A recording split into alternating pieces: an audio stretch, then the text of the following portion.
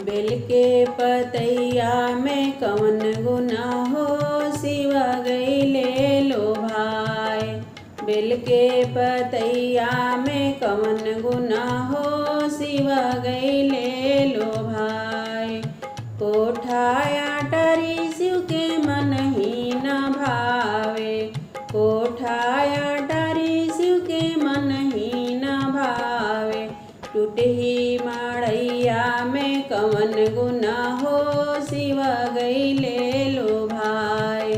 टूटही मड़ैया में कवन गुना हो, शिव गईले लो भाई। बेल के पतैया में कवन गुना हो, शिव गईले लो भाई। बेल के पतैया में कवन गुना हो, शिव गईले लो भाई। पूड़ी जलेबी शिव के मन ही न भावे, पूड़ी जलेबी शिव के मन ही न भावे। भंगिया के गोलवा में कवन गुना हो, शिव गईले लो भाई। भंगिया धतुरवा में कवन गुना हो, शिव गईले लो भाई। बेल के पतैया में कवन गुना हो, शिव गईले लो भाई। बेल के पतैया में कवन गुना हो, शिव गईले लो भाई।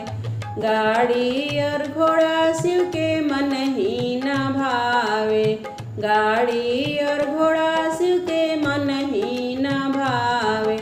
बसहा बैलवा में कवन गुना हो, शिव गईले लो भाई।